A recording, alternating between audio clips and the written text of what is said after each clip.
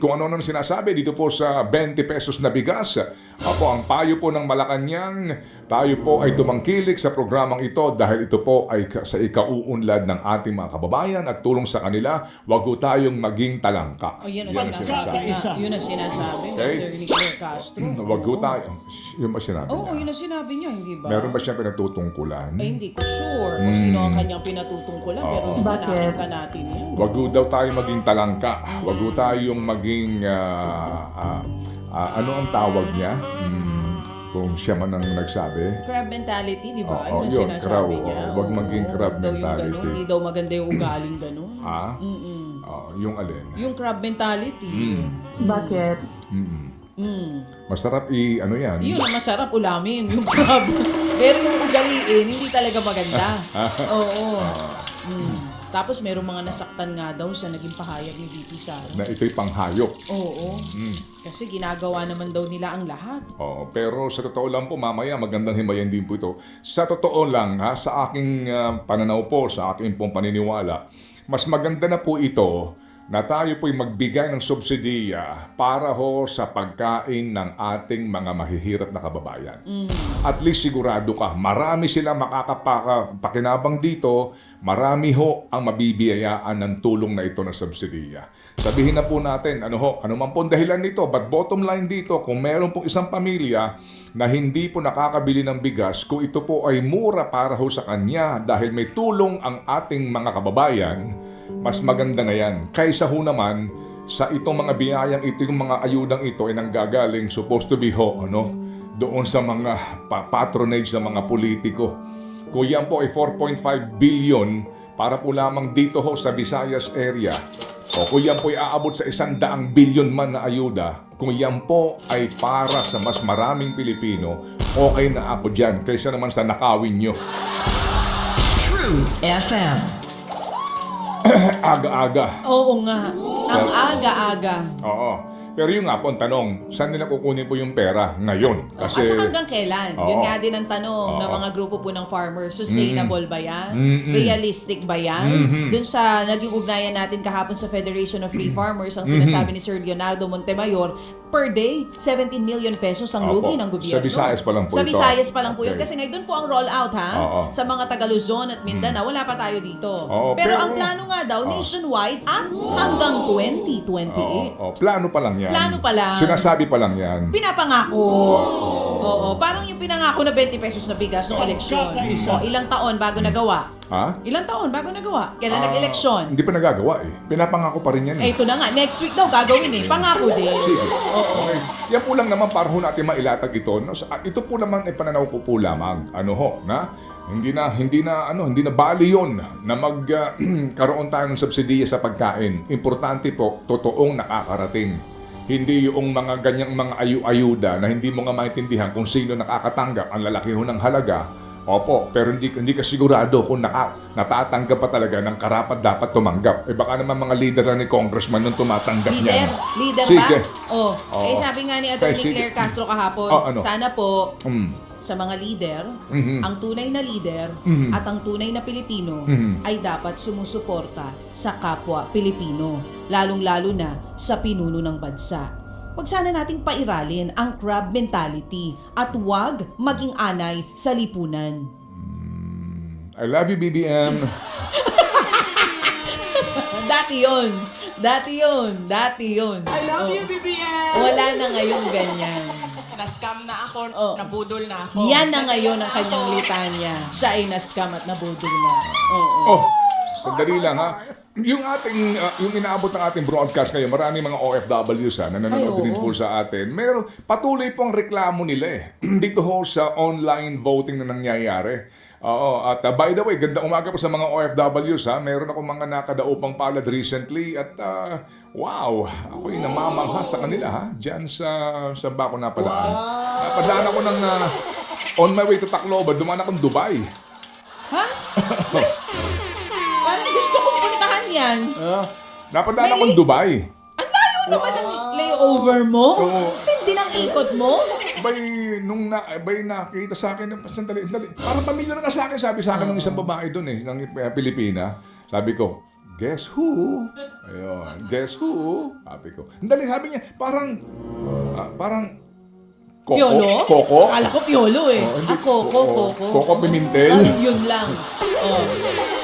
Sinamukhaan ka. Ha? Ano ba yan? Nakikinig sa programa natin? O Oo. nakikinig doon sa mga kinat out? Oo, and anyway, so nakakadaw pang paalag ko Nakuha sila. mo pa pangalan. At ako'y namamangha sa kanila, ha? Bakit? Tinanong ko sila eh. Oo. Oh, sinong boboto nyo? Sumagot. Sumagot. Oh. Solid sila. Solid sila? Oo. Sabi ko, parang awa nyo na. Halak ka. Hindi. Nakinig pa sa'yo. Ha? Nakinig sa'yo. Hindi ko alam. Kasi one-on-one na yun eh. Oo. Solid Oo. Ayoko sabihin yung susunod na salita Oo, eh. solid silang lahat. Solid sila. Tapos, picture. Oh, so picture. Sabi sa kanila, talagang, yun, iboboto nyo?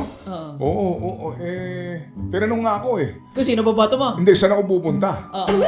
Oo. Ano Sabi ko, mo? ipupunta ako ng Tacloban. Oo. Akala ko pupunta kayong Dahig. Oo, yun ang sabi. Oo, kasi doon din pa daanon. Doon din ang daanon bago ka Doon magpunta. din. Oo. Oo. Ano kayang caption nung pinost yung picture? Anyway, sige po. Ang bilis ng oras. So, diyan po lamang kayo nyo, ha? Kasi pag yan nagkaroon ng aberya, hindi nyo na ipatupad. O kaya po naman sa bandang dulo po, kapusin kayo sa subsidiya, sa pera. Baka sa halip po na makatulong, mag-backfire ito lalo. Kung ang adikain po ninyo ay hindi maitatanggi, cosmetics, no? Pagpaganda po naman din sa imahe at trust and approval ratings po ng ating presidente. Hindi natin maaaring isantabi yung isyong yan kasi nga din yung timing. Pero at the end of the day, sabi ko nga kanina, girl, opo, kung yan po ay makakatulong talaga sa mga mas maraming Pilipinong pamilya naghihirap, so be it and better.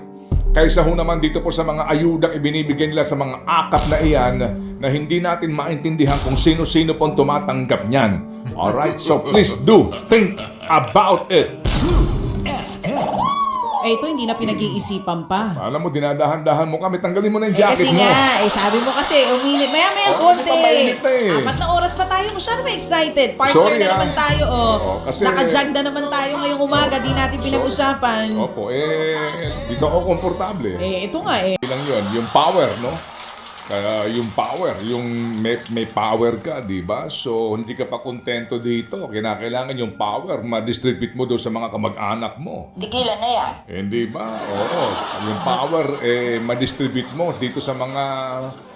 Alam mo na, yun, no? And then, kapag powerful na kayo masyado, definitely, ang kaakibat din ng power ay salapi. Right? Yun eh. Actually, money is power.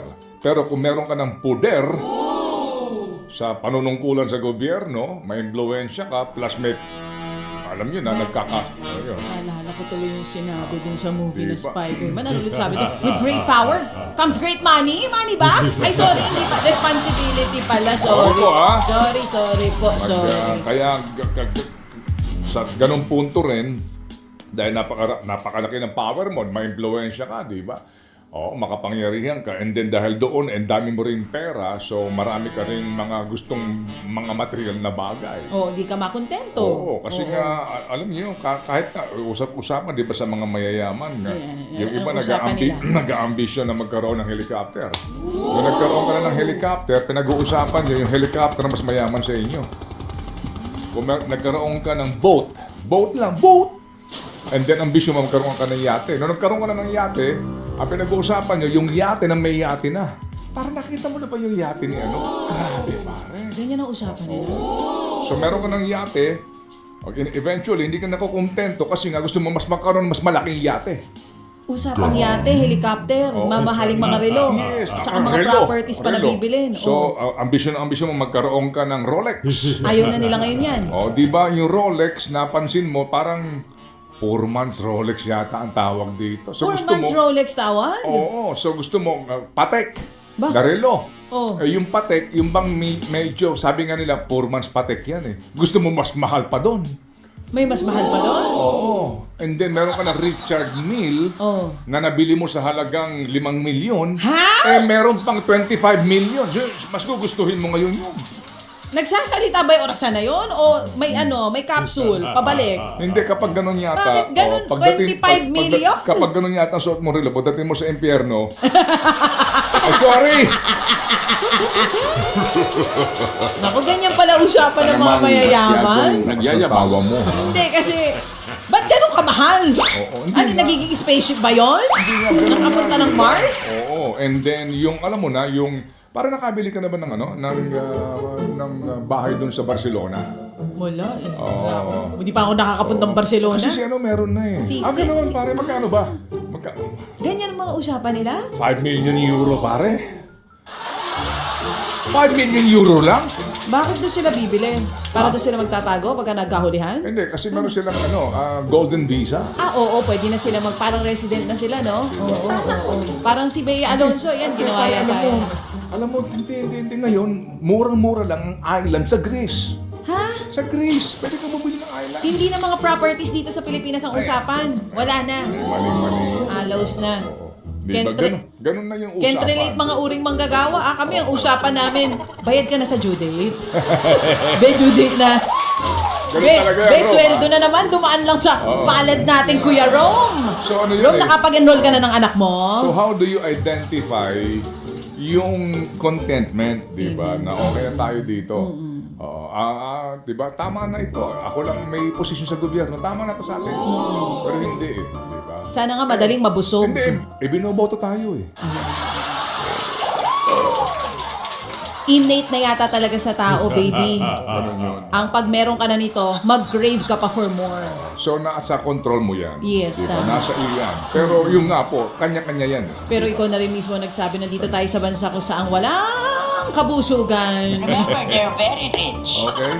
Alright, sige. So, bato-bato sa langit. Ang tamaan, buwaya.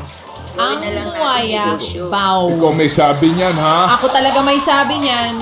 Kapag kayo'y tinamaan, kayo'y buwaya. Sino? Di ba buwaya? Nabubusog ba ang buwaya? Hindi po. Ang buwaya hindi nabubusog. Ang buhaya? Buhaya. Ay, hindi po. Natutulog pag busog.